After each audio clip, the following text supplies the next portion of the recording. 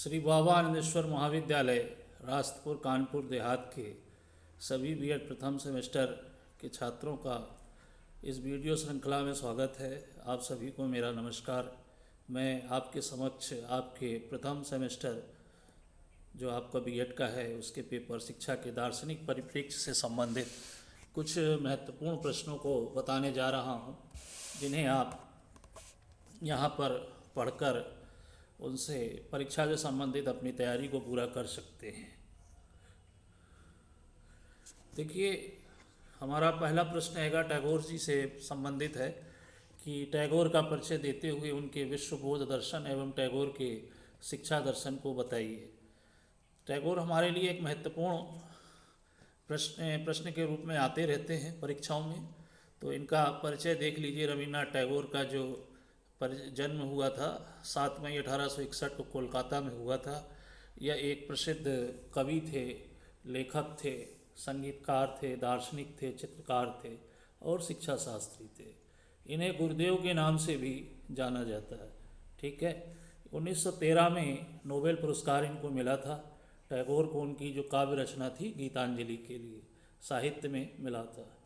भारत और बांग्लादेश के जो राष्ट्रगान हैं उसके रचयिता जो हैं हमारे श्री रविन्द्रनाथ टैगोर जी हैं। ठीक है। और आप देखिए, शिक्षा के क्षेत्र में इन्होंने शांति निकेतन और विश्व भारती विश्वविद्यालयों की स्थापना की थी। ठीक है। विशेष योगदान इन्होंने भारतीय परंपरा और आधुनिकता का संतुलन प्रस्तुत करते हुए वैश्विक मानवता के लिए विचार किए थे।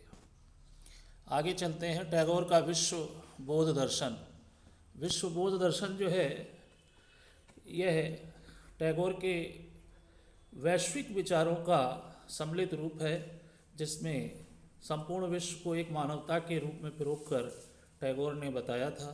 टैगोर का दर्शन भारतीय और वैश्विक विचारों का सम्मिलन है। इन्होंने बौद्ध धर्म और भारतीय परंपरा के मूल सिद्धांतों को अपने विचारों में आत्मसात किया था। उनके विश्व बोध दर्शन को निम्न बिंदुओं में समझा जा सकता है। इनका जो विश्व बोध दर्शन है वह बौद्ध दर्शन से प्रभावित था, जिसमें बौद्ध दर्शन की भी झलक देखने को मिलती है। तो इसके अंदर जो पॉइंट्स हैं देखिए, अद्वैत और सार्वभौमिकता, सार्वभौमिक मानवता। टैगोर का मानना था कि मानवता में कोई विभाजन नहीं है, सभी मनुष्यों का मूल एक ही है। उनके विचार बौद्ध धर्म के करुणा और मध्यम मार्ग से मेल खाते थे। वसुधैव कुटुंबकम की भावना को उन्होंने बढ़ावा दिया था। आंतरिक शांति और आत्मानुभूति की बात की थी। टैगोर के अनुसार बौद्ध धर्म की तरह आत्मा की शांति और आंतरिक ज्ञान ही सच्चा सुख है। अहिंसा और प्रेम की बात उन्होंने लिखी है कि टैगोर का विश्वबोध दर्शन जो है अहिंसा और प्रेम के सिद्धांत पर आधारित था। उनका मानना था कि शांति और सहअस्तित्व मानवता के लिए आवश्यक है। शिक्षा के माध्यम से वैश्विक एकता की बात उन्होंने की थी। उन्होंने कहा था कि टैगोर ने शिक्षा को मानवता को जोड़ने का माध्यम माना था। प्रकृति और मानवता के संबंध की बात उन्होंने की थी कि टैगोर का दर्शन प्रकृति के साथ सामंजस्य पर आधारित था। ठीक है। इसी में देखिए, आगे चलते हैं। उन्होंने बौद्ध धर्म की प्रकृति और जीवों के प्रति दया की भावना को अपनाया था। टैगोर का शैक्षिक दर्शन। टैगोर का शैक्षिक दर्शन उनके मानवीय दृष्टिकोण, प्रकृति प्रेम और सांस्कृतिक विविधता के प्रति उनकी गहरी प्रतिबद्धता को दर्शाता है। टैगोर जो थे बहुत ही ज़्यादा प्रकृति के प्रेमी थे। उनके जो 2 विद्यालय खुले थे, शांति निकेतन और विश्व भारती, वह प्राकृतिक वातावरण में ही थे। ठीक है। उनका उद्देश्य केवल अकादमिक ज्ञान प्रदान करना नहीं था, बल्कि वह संपूर्ण मानवता का विकास करना चाहते थे। ठीक है।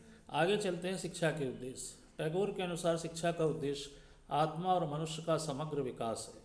उन्होंने कहा, शिक्षा केवल जानकारी भरने का माध्यम नहीं है, बल्कि जीवन जीने का कला सिखाती है। प्रकृति आधारित शिक्षा की बात उन्होंने की थी, क्योंकि उनका प्रकृति के साथ जुड़ाव था और उन्होंने प्रकृति को ही उत्तम शिक्षक माना था। शिक्षा में प्राकृतिक वातावरण का उपयोग किया जाना चाहिए। आगे चलते हैं। स्वतंत्रता और रचनात्मकता। टैगोर शिक्षा में स्वतंत्रता के पक्षधर थे। उनका मानना था कि बच्चों को उनकी रचनात्मकता और व्यक्तित्व को विकसित करने की स्वतंत्रता होनी चाहिए। उन्होंने पारंपरिक पाठशाला प्रणाली की आलोचना करते हुए कहा कि ये बच्चों को यांत्रिक बनाती है। सांस्कृतिक और वैश्विक शिक्षा की उन्होंने बात की थी। टैगोर ने शिक्षा को केवल स्थानीय तक सीमित न रखकर वैश्विक दृष्टिकोण देने पर बल दिया था। उन्होंने विभिन्न संस्कृतियों के अध्ययन को बढ़ावा देने की बात की थी। उनका मानना था कि संपूर्ण विश्व में मानवता को एक सूत्र में पिरोना चाहिए, वैश्विक शांति की समझ होनी चाहिए और अस्तित्व की भावना विकसित होनी चाहिए कि इंसान मनुष्य जो है मनुष्य बना रहे, और इसको शिक्षा के माध्यम से ही जोड़ा जा सकता है। आगे देखिए, कला और साहित्य के महत्व की बात इन्होंने कही थी। टैगोर एक अच्छे साहित्यकार होने के साथ साथ उन्हें संगीत का भी ज्ञान था, कला में भी वह रुचि रखते थे। उन्होंने कहा कि कला और साहित्य मानवता को आध्यात्मिक और भावनात्मक रूप से जोड़ते हैं। तो ये टैगोर के जो थे शैक्षिक विचारधाराएं थी। इसी में अध्यापक और छात्र संबंध के संबंध में वे क्या बताते थे। देखिए, टैगोर के अनुसार अध्यापक और छात्र के बीच एक पारस्परिक सम्मान और प्रेम का संबंध होना चाहिए। शिक्षक केवल ज्ञान का स्रोत नहीं है बल्कि मार्गदर्शक होना चाहिए। शिक्षा में समाज और सेवा की बात भी उन्होंने की थी कि शिक्षा का उद्देश्य समाज की सेवा और मानवीय मूल्यों का प्रसार करना होना चाहिए। ठीक है, तो इससे आप सब लोग ये समझ गए होंगे कि यहाँ पर देखिए सारी बातें पॉइंट के रूप में हैं। जो मुख्य पॉइंट जैसे कि अध्यापक और छात्र के बीच एक पारस्परिक सम्मान और प्रेम का संबंध होना चाहिए, शिक्षक केवल ज्ञान का स्रोत नहीं बल्कि मार्गदर्शक होना चाहिए, ये पॉइंट्स हैं। इनको आप अपने शब्दों में विस्तार करके लिख सकते हैं। ठीक है, यहाँ पर हमने पॉइंटों के माध्यम से आपको विस्तृत जानकारी देने का प्रयास किया है कि जिससे की पॉइंट्स जिसे आप कह सकते हैं, इसकी सहायता से आप बाकी जानकारी को लिख सकें। टैगोर का मानना था कि शिक्षा का उद्देश्य समाज की सेवा और मानवीय मूल्यों का प्रसार करना है। उन्होंने शिक्षा का जो अंतिम उद्देश्य स्वीकार किया था वह था सामाजिक कल्याण। तो आप टैगोर की जो शिक्षा में समाज सेवा के प्रति जो भावनाएं थी उसको समझ गए होंगे। अब बात करते हैं शांति निकेतन और विश्व भारती विश्वविद्यालय जो इन्होंने खोले थे, जिसमें हमारा शांति निकेतन जो है इसकी स्थापना 1901 में हुई थी। ये सब ऑब्जेक्टिव टाइप क्वेश्चंस में भी पूछे जाते हैं। आपके आगे की सी-टेट टेट परीक्षाएं जो होती हैं, यूपी टेट या अन्य कहीं भी, तो इनमें भी प्रश्न आ सकते हैं। ये आप वैसे भी याद कर सकते हैं शांति निकेतन की स्थापना कब हुई, क्या हुआ। तो टैगोर ने पश्चिम बंगाल में शांति निकेतन की स्थापना की थी। इनका उद्देश्य था शिक्षा को प्रकृति, कला और संस्कृति के साथ जोड़ना। यहाँ खुला वातावरण, पाठ्यक्रम की स्वतंत्रता, छात्रों की रचनात्मकता पर जोर दिया जाता था। ठीक है, इसके बाद विश्व भारती 1921 में स्थापित हुआ था। ये टैगोर ने इसे विश्व के लिए भारत के सिद्धांतों पर आधारित किया था। कितनी बड़ी बात है कि संपूर्ण विश्व के लिए भारत का क्या योगदान है, भारतीय सिद्धांतों से विश्व को जोड़ने का प्रयास इन्होंने इसमें किया था। इनका उद्देश्य विभिन्न संस्कृतियों, देखिए यहाँ पर विभिन्न संस्कृतियों और विचारों के बीच संवाद स्थापित करना था, क्योंकि विश्व जो है हमारा विभिन्न संस्कृतियों से भरा पड़ा है। उन सभी में जब तक समानताएं, एकताएं नहीं होंगी तब तक हम एक नहीं हो सकते। इन्होंने भारतीय और विदेशी दोनों प्रकार के छात्र शिक्षा ग्रहण करें, इनके विश्वविद्यालय में ऐसी व्यवस्था की गई थी। ठीक है, टैगोर के शैक्षिक और विश्वबोध दर्शन का महत्व। देखिए, टैगोर के विचार आज भी प्रासंगिक है, विशेषकर वैश्वीकरण और सांस्कृतिक विविधता। उनका शैक्षिक दृष्टिकोण समग्र और समावेशी शिक्षा की दिशा में प्रेरणा प्रदान करता है।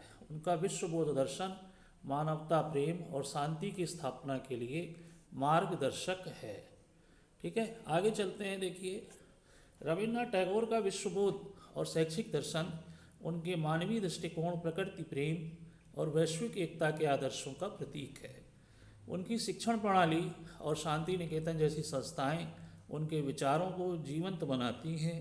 टैगोर के विचार न केवल भारत के लिए बल्कि पूरी मानवता के लिए अमूल्य योगदान रखते हैं।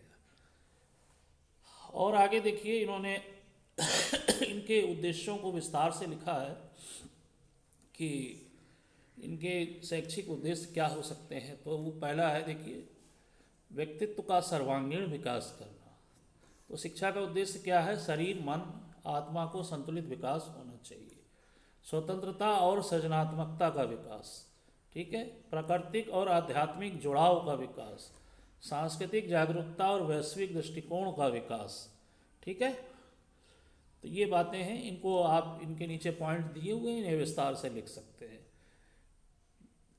आगे चलते हैं, समाज और मानवता की सेवा। क्योंकि टैगोर जो थे विश्व बोध की बात करते थे, तो समाज और मानवता की सेवा के लिए इन्होंने शिक्षा में अपना योगदान दिया। शिक्षा को सामाजिक और मानवीय कल्याण के लिए प्रेरित करना चाहिए। शिक्षा की पाठचर्या, अब पाठचर्या में क्या क्या विषय होने चाहिए वो इन्होंने यहाँ पे बताए हैं। मुख्य विषय के रूप में इन्होंने बताया कि प्रकृति विज्ञान और प्रकृति अध्ययन बहुत जरूरी है। छात्रों को प्रकृति से जोड़ने के लिए प्रकृति आधारित पाठ्यक्रम होना चाहिए। साहित्य और भाषा में स्थानीय भाषा, संस्कृत और अन्य भाषाओं के अध्ययन पर इन्होंने जोर दिया था। कला, कविता और साहित्य को पाठचर्या का अभिन्न हिस्सा बनाया था। आगे चलते हैं हम लोग, कला और संगीत। संगीत, नृत्य, चित्रकला जैसे रचनात्मक विषय भी इन्होंने शामिल किए थे। शारीरिक शिक्षा को भी इन्होंने शामिल किया, सांस्कृतिक और नैतिक शिक्षा को सम्मिलित किया, समाजशास्त्र और इतिहास को सम्मिलित किया, ठीक है। आगे चलते हैं, शिक्षण विधियाँ। टैगोर की शिक्षण विधियाँ पारंपरिक शिक्षण प्रणाली से भिन्न थी। इन्होंने सक्रिय और अनुभवात्मक शिक्षण पर जोर दिया। जो इनकी शिक्षण विधियाँ हैं, जैसे प्राकृतिक शिक्षण, अर्थात खुली हवा में पढ़ाई, जैसे पेड़ों के नीचे कक्षाएं चलती थी, आप लोगों ने देखा होगा।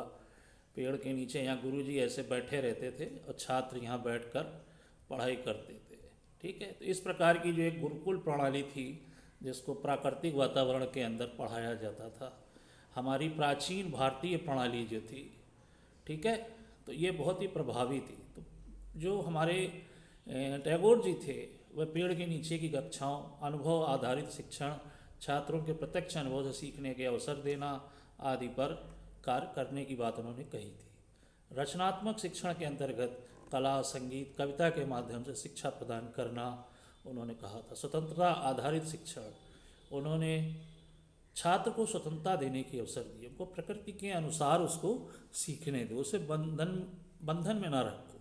तो यहाँ पर स्वतंत्रता की बात उन्होंने की, अर्थात उसे अपनी जो उसकी स्वाभाविक गति और रुचि है उसके अनुसार सीखने के अवसर दो। और शिक्षा में प्रेम और सहानुभूति भी होनी चाहिए, ठीक है। आगे देखिए, अनुशासन की बात उन्होंने की है। टैगोर ने जबरदस्ती वाला या कठोर अनुशासन को स्वीकार नहीं किया। उन्होंने आंतरिक अनुशासन को महत्व दिया, और आंतरिक अनुशासन जो है एक टीचर्स के द्वारा अपने छात्रों के समक्ष प्रस्तुत किया जाना चाहिए। आत्मानुशासन पर जोर दिया उन्होंने कहा कि छात्र स्वयं अनुशासित रहे, इसके लिए उसे तैयार किया जाए, उसके सामने आदर्श प्रस्तुत किए जाए। जब टीचर्स या उसके अन्य साथ के लोग अच्छे कार्य करेंगे तो कहीं ना कहीं वह भी अच्छे कार्यों के लिए प्रभावित होगा। प्रकृति के उपयोग की बात उन्होंने की कि प्रकृति के बीच पढ़ाई करने से बच्चों में स्वाभाविक अनुशासन का विकास होता है, ठीक है। आत्मा के विकास की बात की। आत्मा का विकास जो होता है वह नैतिक शिक्षा और आध्यात्मिक शिक्षा के माध्यम से होता है, ठीक है। कहीं ना कहीं हम जब भी कोई गलत काम करते हैं तो जो हमारी आत्मा होती है वो हमें अनुशासित करने का प्रयास करती है, ठीक है। वो बताती है कि हमें ये काम नहीं करना चाहिए। तो जो व्यक्ति आवाज़ को, अपनी आत्मा की आवाज़ को सुन लेता है तो वो तो सही रास्ते पे चला जाता है। बहुत सारे लोग, जो मन व्यक्ति का एक आत्मा की आवाज़ कहती है कि हमें नहीं करना चाहिए, उसको दबा देता है, वो अनैतिक कार्यों की ओर चला जाता है।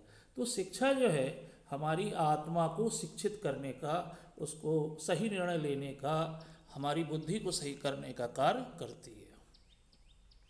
टैगोर के अनुसार शिक्षक जो है एक मार्गदर्शक और प्रेरक होना चाहिए, प्रकृति प्रेमी होना चाहिए, रचनात्मक और सहायक होना चाहिए, ठीक है। आगे देखिए, छात्रों के प्रति सहानुभूति रखने वाला होना चाहिए। और शिक्षक छात्र संबंध की बात की जाए तो टैगोर के अनुसार शिक्षक और छात्रों के बीच जो है मैत्रीपूर्ण संबंध होना चाहिए। ठीक है। अब करते हैं शिक्षार्थी की बात। टैगोर के अनुसार शिक्षार्थी केवल ज्ञान ग्रहण करने वाला नहीं है, बल्कि वह एक अन्वेषक है, खोज करता है। ठीक है। शिक्षार्थी के अंदर जो विशेषताएं बताई हैं उन्होंने, वो ये विशेषताएं हैं कि स्वाभाविक जिज्ञासा उसके अंदर होनी चाहिए, क्योंकि जिज्ञासा नहीं होगी तो वह ज्ञान प्राप्ति के लिए कार्य नहीं करेगा, प्रयास नहीं करेगा, सीखेगा नहीं। जिज्ञासा की शांति के लिए ही व्यक्ति प्रयास करता है। रचनात्मकता और नवाचार, स्वतंत्रता की भावना, प्रकृति और कला से लगाव, आत्मानुशासन जैसी बातें विद्यार्थी की विशेषताएं हैं। आगे चलते हैं। स्कूल। टैगोर ने पारंपरिक विद्यालयों की आलोचना करते हुए विद्यालयों को प्रकृति और रचनात्मकता के साथ जोड़ने का सुझाव दिया था, जिसकी मुख्य विशेषताएं हैं प्राकृतिक वातावरण। तो विद्यालय जो है प्रकृति के बीच स्थित होना चाहिए, जैसे शांति निकेतन में पेड़ों के नीचे पढ़ाई होती थी। रचनात्मकता और कला का समावेश। विद्यालय में कला, संगीत और साहित्य को महत्व देना चाहिए। स्वतंत्रता होनी चाहिए। छात्रों को उनकी स्वतंत्रता के साथ सीखने के अवसर प्रदान करने चाहिए। सांस्कृतिक विविधताएं होनी चाहिए, अर्थात विद्यालय में विभिन्न संस्कृतियों और भाषाओं का समावेश होना चाहिए।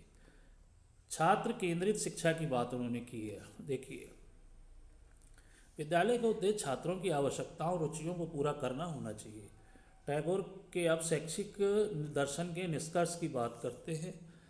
तो अब इसमें हमने क्या सीखा या क्या जाना, तो टैगोर का शैक्षिक दर्शन प्रकृति, रचनात्मकता, मानवता के आदर्शों पर आधारित है। उन्होंने शिक्षा को स्वतंत्रता और रचनात्मकता के माध्यम से छात्रों के व्यक्तित्व विकास का साधन माना। ठीक है। उनका दृष्टिकोण आज भी प्रासंगिक है, विशेष रूप से समग्र शिक्षा, पर्यावरणीय जागरूकता के संदर्भ में। उनकी विचारधारा शांति, प्रेम और वैश्विक एकता की शिक्षा को बढ़ावा देती है। टैगोर का शैक्षिक दर्शन एक आदर्श शिक्षा प्रणाली का मार्गदर्शन करता है, जो मनुष्य को उसकी पूर्णता में विकसित करने का लक्ष्य रखता है। तो ये टैगोर से संबंधित महत्वपूर्ण बातें थी हमारे। इनसे संबंधित यदि कोई भी प्रश्न आता है तो आप उसको सहजता से लिख सकते हैं। ये सारे पॉइंट्स दिए गए हैं, बाकी विचार आप अपने स्वयं के लिख सकते हैं। इन की पॉइंट्स में ही पूरा सार छिपा हुआ है। ठीक है, जो आपके अध्ययन की दृष्टि से बहुत उपयोगी सिद्ध होंगे। ठीक है, अब आगे चलते हैं हम लोग। देखिए, हमारा अगला प्रश्न है, स्वामी विवेकानंद का परिचय देते हुए उनके शैक्षिक दर्शन को बताइए। ये एक हमने प्रश्न लिख दिया, लेकिन इनसे जुड़ा कोई भी प्रश्न आएगा तो आप नीचे दी गई जानकारी के अनुसार उसको अपने शब्दों में लिख सकते हैं। ठीक है। स्वामी विवेकानंद जी का जो जन्म हुआ था 12 जनवरी 1863 को कोलकाता में हुआ था।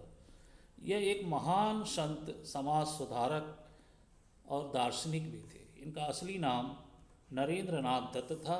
इन्होंने वेदांत दर्शन और भारतीय संस्कृति को न केवल भारत बल्कि विश्व स्तर पर प्रतिष्ठित किया था। 1893 में शिकागो में विश्व धर्म महासभा में उनके संबोधन ने उन्हें विश्वव्यापी ख्याति दिलाई थी।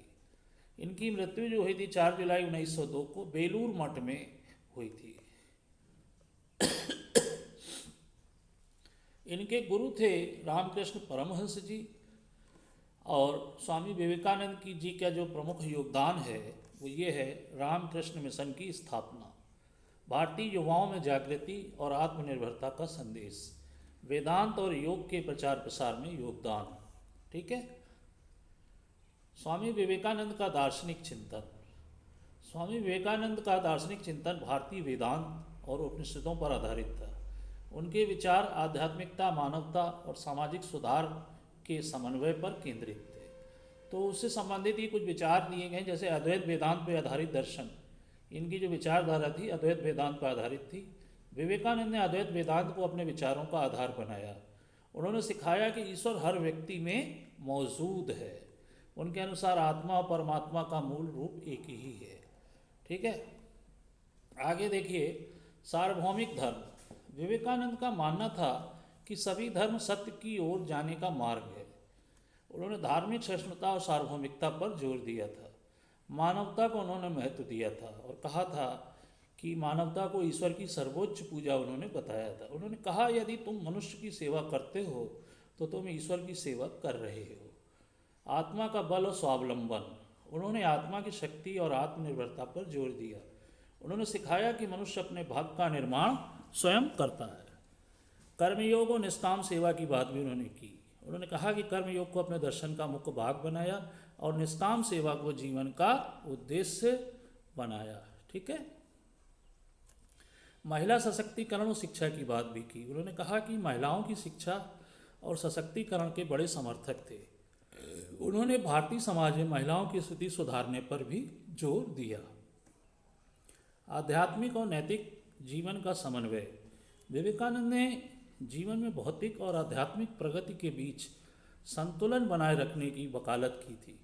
उनका मानना था कि आध्यात्मिकता जीवन को दिशा देती है और भौतिक प्रगति इसे साधन प्रदान करती है। ठीक है, आगे चलते हैं। राष्ट्रीय जागरण। उनके विचार राष्ट्रवाद से प्रेरित थे। उन्होंने भारतीय संस्कृति, वेदांत और परंपराओं के पुनर्जागरण का आह्वान किया था। अब बात करते हैं हम लोग स्वामी विवेकानंद के शैक्षिक चिंतन की। तो स्वामी विवेकानंद जी का जो पूरा जीवन है वही शिक्षा है। उन्होंने जो भी कार्य किए, जो बातें कही, सब शिक्षा के अंतर्गत आती हैं। और वह एक बहुत बड़े दार्शनिक थे और शैक्षिक चिंतक भी थे। शिक्षा को मानव के संपूर्ण विकास का साधन उन्होंने माना। उनका शैक्षिक चिंतन आध्यात्मिकता, व्यवहारिकता और आत्मनिर्भरता का संयोजन था।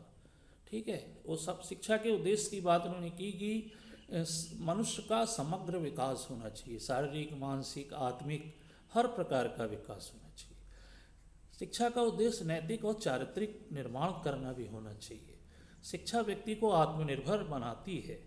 ठीक है, और शिक्षा ऐसी ही होनी चाहिए जो व्यक्ति को आत्मनिर्भर बनाए। व्यावहारिकता की बात भी उन्होंने की है कि व्यक्ति को समाज के लिए उपयोगी होना चाहिए। मानवता का विकास। शिक्षा का मुख्य उद्देश्य है मानवता की सेवा करना। शिक्षा के स्वरूप में देखा जाए, नेचर ऑफ एजुकेशन में, तो विवेकानंद ने शिक्षा को आत्मा के भीतर निहित ज्ञान का प्रकटीकरण बताया है। उनका मानना था कि शिक्षा केवल बाहरी ज्ञान प्राप्त करने का माध्यम नहीं है, बल्कि आंतरिक क्षमता और ज्ञान को जागृत करने का साधन है।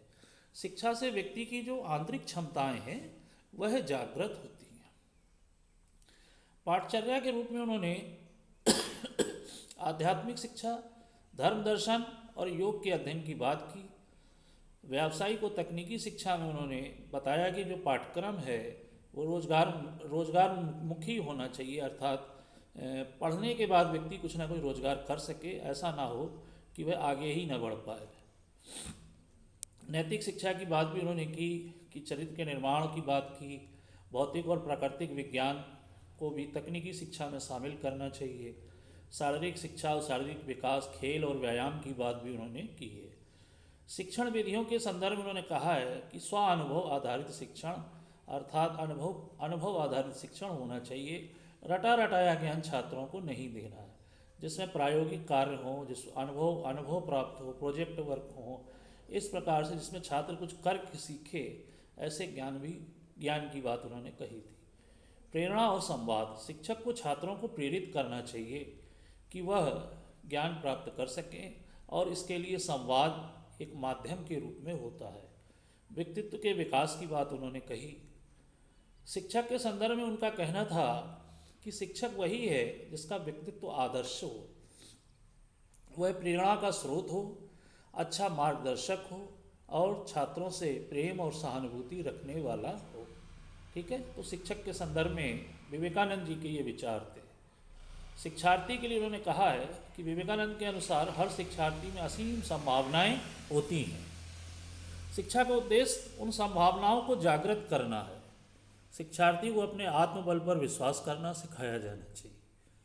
अनुशासन में उन्होंने कहा है कि स्वाभाविक अनुशासन होना चाहिए, आत्मानुशासन होना चाहिए, जबरदस्ती का कोई अनुशासन नहीं होना चाहिए। विद्यालय आध्यात्मिक और सामाजिक मूल्यों को बढ़ावा देने के केंद्र होने चाहिए, जहाँ पर छात्रों की बौद्धिक और नैतिक विकास के लिए उनको प्रेरित किया जाएगा। शैक्षिक चिंतन की प्रासंगिकता की बात की जाए तो विवेकानंद जी जो थे चरित्र निर्माण पर जोर देते थे, छात्र के समग्र विकास पर जोर देते थे, स्वतंत्रता और आत्मनिर्भरता की बात उन्होंने कही है, धर्मनिरपेक्षता और सहिष्णुता की बात उन्होंने कही है। यहाँ पर ये सारी चीज़ें आप देख सकते हैं।